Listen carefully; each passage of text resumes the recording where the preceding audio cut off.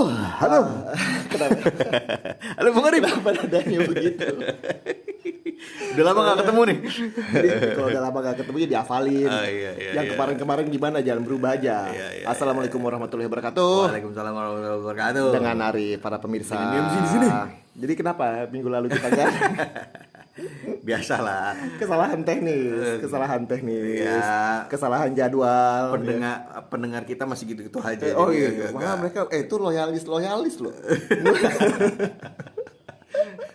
Yang ada terus tuh loyalis, makanya kita memiliki Oh, iya, kewajiban.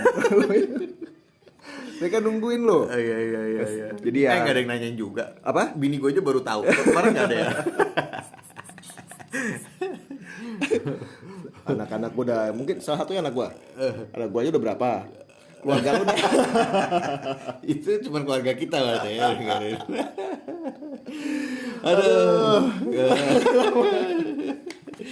Menunya Bung Arif. Ya. Aduh, gue udah bingung menunya apaan. Oh, berarti kita bahas minggu lalu kan sama Ada Rusia nggak? Kayaknya yang membangkitkan semangat gue kalau ada cerita di sana. ada sedikit, Bagus. tapi nggak banyak lah. Oh nggak banyak ya? Jadi minggu lalu kita update market, terus kemudian ada mungkin 2 minggu lalu kan masih ada FOMC Ye. meeting. Wah menarik sekali nih gorengannya. Ada FOMC meeting ya, itu 2 minggu lalu pas kita sebelum nggak jadi take ya. Terus kemudian ada berita tentang oil sedikit. Terus ada di US itu ada mid election. Jadi lu ngomongin 2 minggu lalu ya? Enggak, jadi minggu lalu tuh cuma FOMC meeting. Gue gak ada persiapan ya buat 2 minggu lalu. Ya, terus minggu ini itu ada mid election nih di US. Oh iya. Nah, itu menarik juga. Yang Pak Bos lama maju lagi kan? Iya, Iya kan? mau mencalonkan. Mencalonkan. Gitu. Terus ada G20 loh minggu depan di Bali. Kita liputan di sana. Ya, Ah. kita liputan di sini. Liputan di sana tentang kita. di sana. Siapa tahu ada yang mau, Dim. Aduh, Kita tawarin. amin, gitu. Karena Pak, kita ikut kita mau mengundang podcast. pas gue terakhir ke sana emang Bali tuh lagi berbenah. Iya. Trotoar katanya udah dirapiin. Waduh, jadi bagus banget. Jadi trotoarnya lebar-lebar. Iya. Mulus-mulus. mulus. Terus ya tentang Rusia juga lah sedikit ya. Rusia juga Ukraine dan juga Korut. Ya. Dia ngapain ya? Oh, dia itu ya rudal ya? Iya. Wih, luar betul. biasa. Terus ya udah paling pergerakan market IHSG secara keseluruhan, rupiah, bonds dan juga nanti data-data minggu depan, Yeah. terutama BI rate. Ya. Cuman itu doang kan, US nggak ada yang menarik minggu depan. Iya, retail sales lah tapi nggak terlalu menarik. Iya, Oke, iya. Bung Arif. Mari kita mulai. Lanjut ya. Oke. Ting tung. Ting tung. Tuh, lo lupa lagi. Lo mau lupa lagi. Iya, Bung Arif, kita langsung bicara 2 minggu yang lalu aja dulu ya, terkait dengan FOMC meeting yang belum sempat kita bahas. Belum sempat. Naik 75 basis point. Iya, betul. Tapi Tapi- itu sudah expected Betul. naiknya. Yang dinantikan itu sebenarnya komentar ataupun langkah-langkah selanjutnya. Betul. Yang gua tahu ngotot masih, pokoknya ke depan kita masih akan begini terus. Nah, jadi setelah FOMC meeting, di ucapan Jerome Powell itu sangat diperhatikan sekali. Yes. Dan ujung-ujungnya market itu jadi jigsaw, Iya. jadi kayak gergaji. Betul. Naik turun, ajut-ajutan. Kalau gergaji pohon kan gak ada yang turun. Maju mundur. Enggak bentuknya Oh, itu kan bentuknya. naik turun tuh. Gua kira pas lagi dipakai. Aduh. Udah mulai diskon. Ya, Gitu. Jadi intinya kan sebenarnya market itu berharap si Fed itu akan cenderung less agresif Betul. setelah naik 75. betul. Berharap ya abis itu udah dong gitu ya. Give us a break, man. Iya. Gitu. Tapi Itu udah bingung dulu nih. Nah, setelah meeting itu si Powell itu ngomong memang di awal-awal dia itu akan cenderung cautious approach. Ya, Iya. jadi akan cenderung berhati-hati. Ya. Kemudian dia lebih cenderung setelah large hike itu mereka akan cenderung mungkin dia bilang setelah kenaikan yang tinggi beberapa minggu ini beberapa waktu ini dia akan mungkin market akan cenderung membutuhkan waktu untuk adjust. Gitu. Jadi kan indikasinya berarti mungkin dia akan membiarkan Sudah mengerti. membiarkan Kondisi. waktu berbicara Ya. gitu kan. Jadi nggak Oh. akan mengambil langkah-langkah selanjutnya. Ya. Jadi itu dianggap sebagai cautious approach yang oh berarti ini mungkin mereka akan cenderung nggak terlalu agresif lagi. Ya. Tetapi di akhir-akhir si Powell itu bilang mereka masih very early, very premature kalau misalnya dia akan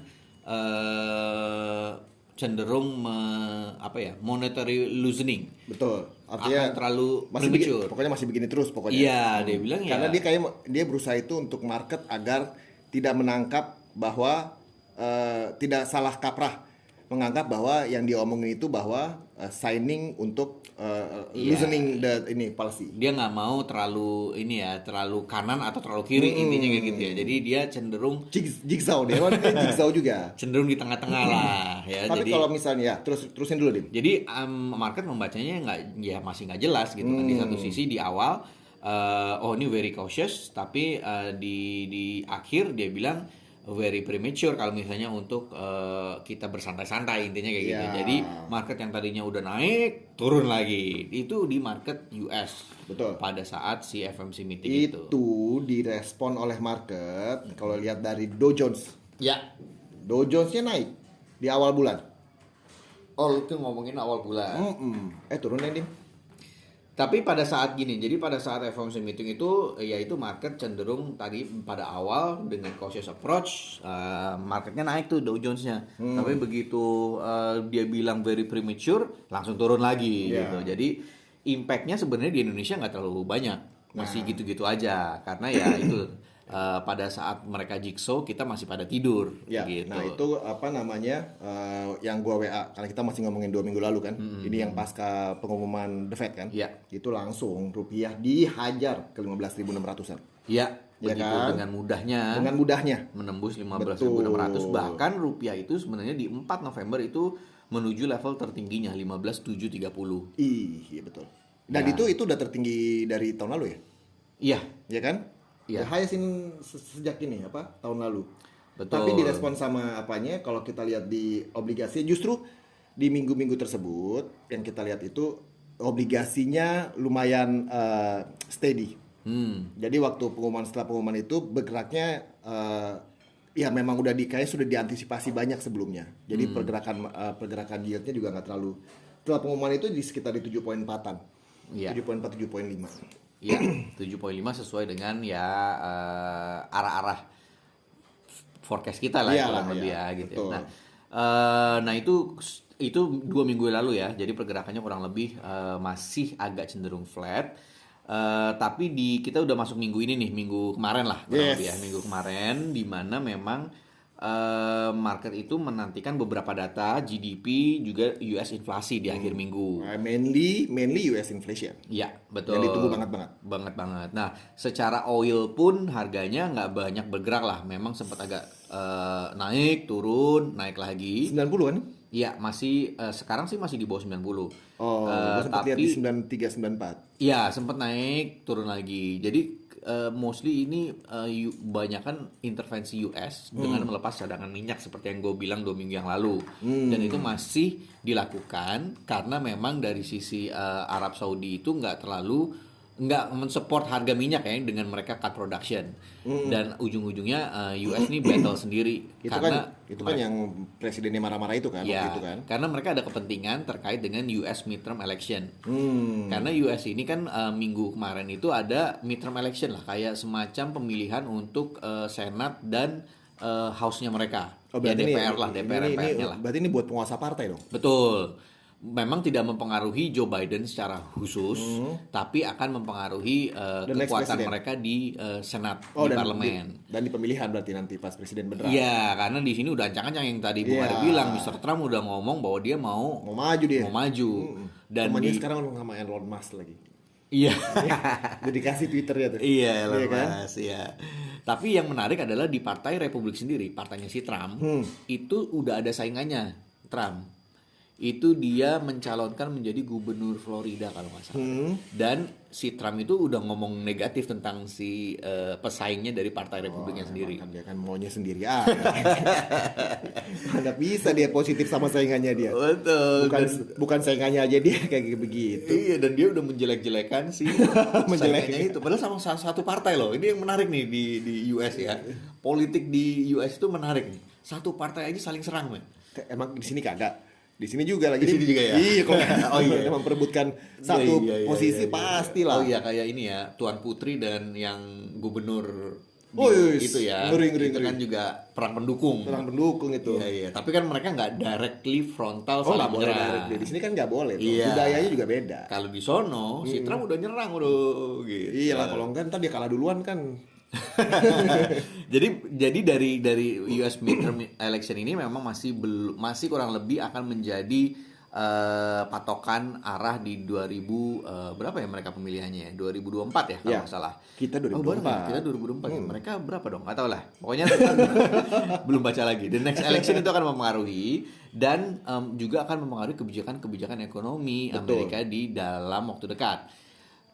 Kalau gue baca ya, justru market itu lebih menyukai parlemen yang nggak ada yang mendominasi. Trump alias hang parlemen. Trump. Enggak Trump juga. Enggak. Jadi kalau misalnya parlemennya itu 50-50 lah kurang lebih. Jadi nggak ada kebijakan yang diambil. Jadi arah ekonomi abu-abu udah terus. gitu-gitu aja. Preferensial kan juga mesti begitu, jangan hitam putih. Iya. Ya kan? Jangan terlalu kanan, jangan terlalu kiri. Gitu ya. Profitnya ntar gimana? Iya, jadi kurang lebih ya itu aja lah. Udahlah begini aja gitu.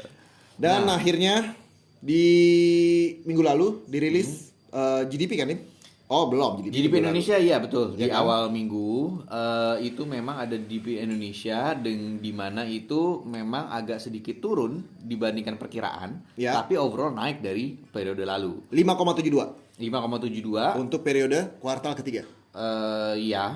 Secara year on year 5,72. Previousnya itu 5,45. Di forecast itu naiknya 5,89. Jadi memang ini slightly lower dari forecast, tapi memang ada kenaikan lah. Ya, kurang lebih gitu. Kalau market sih responnya sih bagus ya. Cukup bagus sih kalau dari IHSG. Gue nggak tahu dari bonds ya. Dari bonds tanggal berapa sih kemarin pembicaraan tanggal 7 kalau kita lihat sih. Nah, ini tadi gue perhatiin kalau untuk apa namanya kita udah ngomongin minggu lalu kan ya. Kalau kita perhatiin memang dari awal minggu yield untuk obligasi itu memang kelihatan turun terus. Nah, dari minggu lalu ya. Dari minggu lalu ya, dari tanggal setelah 7 FOMC meeting tuh, selesai. dari tanggal 7 ke 7,45, 7,43 tapi berangsur-angsur turun. Nah, agak turun sedikit lah dari 74 ke 73 tuh akhirnya 73 ya. Sebelum pengumuman inflasi di US tuh 73. Betul, jadi agak steady. Steady sudah. IHSG juga kurang lebih sama. IHSG kelihatan volatilitasnya. Bergerak dia. Iya kan? Iya. Nah, kalau lebih lebih bergejolak dibandingkan bergejolak. obligasi. Mungkin obligasi sudah di minggu sebelumnya. Betul, karena mereka kayaknya berarti kemungkinan udah bukan overprice sih, apa namanya? Udah benar-benar price in-nya banyak gitu. Di 2 minggu lalu. Ya, di IHSG baru minggu ini. Karena agendanya kan dari minggu lalu tuh udah padat tuh. Iya. Ya kan? Udah ada pengumuman The Fed, ada GDP dan segala macam. Jadi kayaknya udahlah tanggung daripada kita nungguin minggu depan, kita hajar minggu ini semua kita cari ini. Betul. Apa namanya? Positioning. Betul. Nah itu jadi secara kurang lebih dari data GDP memang secara indeks sebenarnya masih cukup positif ya. Dia masih akhirnya jadi. Direspon bagus kalau sama indeks DIM langsung tuh ke 1.100 langsung. Naik gitu. Nah sebelum kita ke akhir minggu nih yang paling mempengaruhi adalah US inflasi. Tapi kan dari tadi kita bahas sempat mengenai G20 di mana tanggal 15 inilah kurang lebih ya itu akan ada G20 meeting dan itu sangat prestisius ya. Dan sebelum gue lupa apa? Indonesia katanya ini nggak ngundang US sama Australia. Gue cuma baca headline doang tuh. Udah diundang sekarang. Karena katanya memboikot kebijakan kita. Enggak sih. Pulau Pasir. Oh Australia. Australia kan emang katanya emang secara dari dulu emang udah punya wilayah mereka. Nah, anyway, itu udah ribut duluan. Ternyata emang punya dia. Nah, anyway di G20 itu Mas Putin sudah official dia nggak bakal datang. Oh, dia nggak bakal datang? Nggak bakal datang, udah bilang. Dia akan salah satu kandidat kita untuk kita interview di podcast kita. Nah, terus yang Ukraine malah kalau misalnya Mas Putin nggak datang, Ukraine katanya bakal datang nih si Zelensky. Jadi Rusia diwakilkan sama Menlunya kalau nggak salah, karena Mas Putin takut dibully di Takut dibully? sini. Nah, Masa takut dibully sih? iyalah pasti kan diserang. Mungkin nyekul begitu. Tapi kan pasti bakal diserang dong di sini. Tapi si gitu. Zelensky hati-hati. Kenapa? Dia pergi disikat ntar. Di tengah jalan. Enggak. Oh iya. Oh iya. Lu malah lebih parah lagi. Di tengah jalan. Iya, iya. Karena memang di Ukraine sendiri ini masih jadi situasi Mas Putin itu dia mengumumkan penarikan mundur pasukannya di kota Kherson yang lumayan sentral lah kota di Ukraine ini gitu. Dan ini kan menandakan bahwa secara troops, secara secara teritori mereka udah kehilangan wilayahnya lagi yang sempat direbut. Gue kira itu karena udah steady. Enggak, justru kalau di medan pertempurannya langsung itu tanda-tanda Rusia mengalami kemunduran itu semakin jelas. Di mana dia menggunakan kan drone Iran, terus dia menggunakan katanya rudal-rudal Korea Utara. Ya. Nah, katanya itu gue nggak dengar tuh. iya, bahkan katanya ada shipment lagi nih dari Korea Utara, kereta. Wis. Jadi ada gerbong kereta di foto itu kemungkinan adalah rudal. Nah, makanya agak aneh nih kalau Korea Utara sekarang lagi mau ngetes rudal. Di Gitu tesnya kan. di situ katanya. Di Korea Utara, di deket-deket Korea Selatan, sampai masuk ke wilayah Korea Selatan. Makanya Korsel itu katanya membalas, gitu. Katanya Korsel itu membalas dan akhirnya semakin tinggilah tensi di Korea. Nah sekarang katanya Rusia itu menggunakan yaitu senjata-senjata dari Iran, Tapi emang Korea si Utara. Ukraina ini kagak habis-habis juga ya supply ini ya. Karena disuplai sama Barat. Yang justru sekarang mengering itu di Rusia, sampai Rusia itu menggunakan tank zaman dulu, zaman perang Afghanistan apa ya, pokoknya perang tank zaman dulu Iyalah, dipakai. kalau rusak lah katanya. Iya. Nah itu intinya kurang lebih semakin Putin terdesak, semakin kita nggak tahu reaksi seperti dia seperti apa dan rumor. Nuklir dong, kita ngomongin nuklir. Kita ngomongin nuklir bener, dan itu yang semakin agak ngeri dan bener kata lu zaman dulu itu Mas Putin kan katanya dikabarkan sakit dan ini katanya buktinya semakin ada lah tanda-tanda santer bahwa dia itu Parkinson ya yang gitu sama dia Parkinson? cancer yang tangannya gerak-gerak sendiri Iya. kayak gitu ya. Iya. Apa kalau bahasa sini? Tremor. Bukan lah, Bukan tremor. Ya intinya itulah. Jadi intinya ngerinya eskalasi Mas Putin yang terdesak ini semakin kuat. Ini yang kita nggak tahu. Gitu. Ya kalau all in all, semoga kalau emang perangnya selesai, Ya. jadi damai lagi. Betul. Supply jadi bagus. Betul. Di Eropa udah nggak pusing lagi masalah listrik, masalah karena segala macem. Betul, Eropa semakin tertekan nih. Waduh, dengan ini. kasihan. Musim dingin soalnya. Kasihan. Sebenarnya potensi buat Indonesia. Apa tuh? Ngirimin jaket-jaket. Apa? Kan di Eropa dingin. Iya, sama Nggak ada selimut pemanas. tebal. Iya. Produksi kita. Iya. Bolehlah kita bisnis lah. Nah, waktunya pas kita di G20. iya. Kita jualan di sana. Nah, itu di awal-awal minggu ya kemarin. Nah, akhir minggu ini yang paling Ini yang ditunggu luar adalah biasa. US inflasi. Luar biasa. Di mana US inflasi itu mengalami mereda lah ya. Mereda. Naik tapi mereda. 7,7. Iya, 7,7 dari estimasi 8, sebelumnya 8,2. Dan itu disambut dengan meriah. Meriah sekali. Di market. Menurut gua terlalu meriah. Itu yang gue takutkan. Menurut gua terlalu Rupiah meriah. itu gila men, dahsyat. Gua nih kan gua kemarin biasa meeting sibuk Iya, sibuk sekali. Jadi abis sebelum pulang baru gua download data. Hari Jumat nih ya. Hari Jumat, gua download data, ya gua pulang. Baru Iya. gua buka pagi ini sebelum kita ketemu. Iya kan? Rupiah aja dong lo lihat tuh. Di bawah 500. Iya, betul. Rupiah tadinya kan 15.600 tinggi ya, hampir 15.700. Tiba-tiba pagi-pagi gue buka udah 15.500-an. Ini nih. Itu 15.500-an ya. Terus siang nih, gue tinggal sholat Jumat, 15.400. Makanya. Panik gue kaget. Wah, Makanya pas gue lihat ini kagak salah angkanya nih. Udahlah, ntar gue bilang sih dimasain ntar beresin. Karena kalau kita lihat justru yang reaksi positif juga ada banget di obligasi. Ya. 7.0 sekarang yieldnya. 7.0. 7.0. Oh, dari 7.3 ya. Oh, 7.3, 7.4 kalau kita bicara minggu lalu. Iya, kemarin kan tadi yang kita sempat bahas kan 7.4, turun ke 7.3, terus tiba-tiba 7. Ya rupiah dari 15.000 hampir 700 lah, 600 tinggi. Ya. Tiba-tiba langsung 15.500 pagi, 15.400 siang, walaupun mendekati ditutup di 15.400. Nah, 89 lah kurang lebih. di indeks sahamnya tapi nggak terlalu banyak. Ya, Ya. betul. Dalam satu hari kemarin itu naik cuma 1,76%.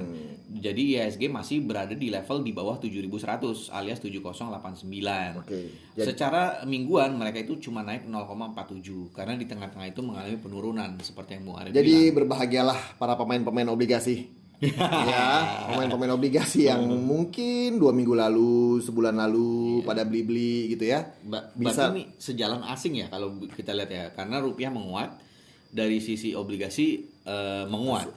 Asing kagak banyak bergerak juga. Enggak bergerak ya. Kepemilikan asing dari 714 miliar US dari 715 miliar US. Nambah semiliar. Oke. Ya, Iya benar. Oh, sorry. Diulang.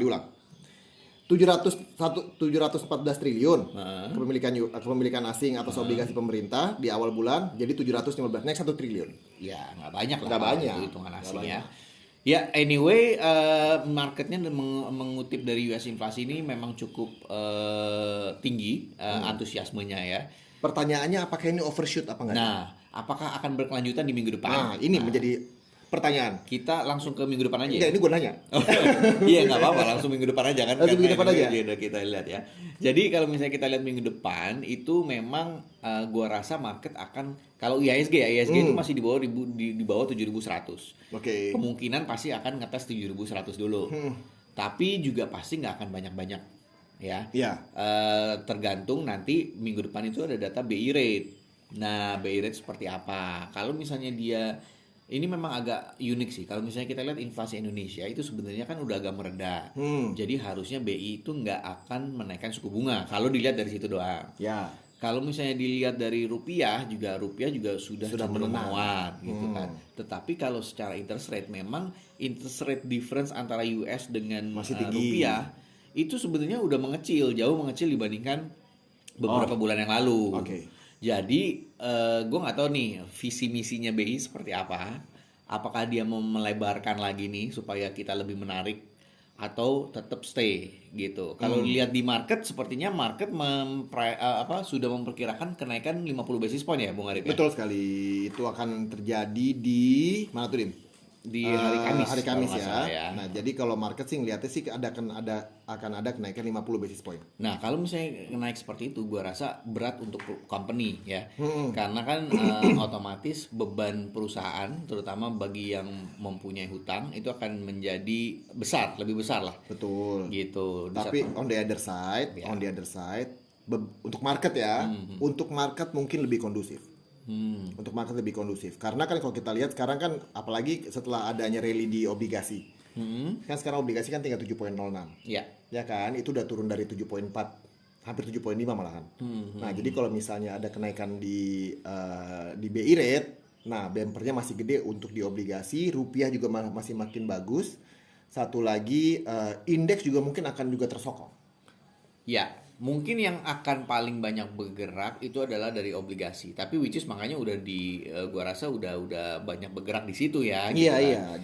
Jadi ya, mungkin untuk minggu depan nggak akan terlalu banyak bergerak ya, Bung Arif ya. Kalau dari pergerakannya. Kalau gue bilang sih sekarang untuk di obligasi mungkin akan bertahan di 7. Jadi gue nggak bukan berharap sih. Gue nggak melihat adanya 7 positif di bawah. betul akan nembus di angka 6 something. Jadi masih akan di Bertengger 7 di betul 7 sampai 7.2 7. Gue justru ngelihat ada risiko upside-nya. Kalau misalnya ada politik, ada nanti kita lihat G20 juga gitu kan, apa yang diomongin sama leader-leader ini. Nah, satu lagi komentarnya BI nanti. Komentarnya BI bakal jadi apaan? Betul. Jadi kalau gue lihat 7, atasnya mungkin 7.2 aja, 7.2. Nah, kalau rupiah ini memang kalau dilihat, kalau kemarin apa ada ini ya, intervensi dari BI yang riding the wave ya, sampai tiba-tiba 15.400 di siang. Walaupun balik lagi ke 15.480 di sore gitu. Jadi menurut gua ya rate-nya mungkin masih bergerak di 15.500-an. Oh, lo masih ngelihat pasti masih di 15.500 sampai Iya, berapa? Iyalah. sambil menunggu BI rate-nya juga. Karena kan 15.700 sebelum-sebumnya gitu. Betul. Jadi Jadi dari rupiah seperti itu, dari indeks juga seperti yang tadi gue bilang yang paling 7.100 dites dulu. Sambil kita lihat BI rate-nya juga karena tadi gue bilang akan sangat terbebani kalau misalnya BI rate-nya naiknya terlalu tinggi. Oke. Gitu. Data juga nggak ada yang terlalu banyak yang menarik kan di minggu depan. Paling US retail sales, tapi ya itu basically yang nggak akan banyak bergerak seperti inflasi kemarin. Gitu. Oke, jadi intinya kalau misalnya untuk teman-teman investor-investor yang masih memiliki dana, ya mungkin bisa ride the wave. Ride the wave Tapi ya untuk nunggu agak turun lah ya dikit.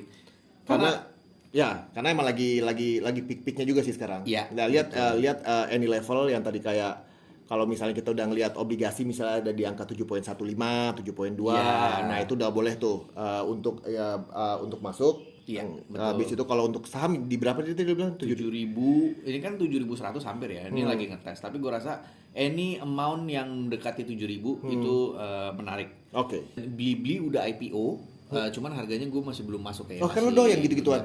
Cuman Blibli harganya kemahalan menurut gue ya. Nah, ini kita lihat nih IPO-nya seperti apa. Ini juga yang Masuk aja lah. Nah, ini lumayan kok. Blibli, tapi kan Blibli itu 400, Goto itu 200. Oh gitu. Kan 2 kali lipatnya dong kalau begitu. Ya menurut gua ya. Makanya nih gua akan menantikan hasil dari IPO pergerakan di secondary-nya Blibli seperti apa. Oke. Gitu. Ini minggu depan jadi kita lihat mungkin akan cautiously kita tunggu harga yang menarik. Kalau ada harga menarik, masuklah. Oke. Gitu. Oke, Bung Thank Adit. you semuanya. Thank you. Sehat-sehat selalu.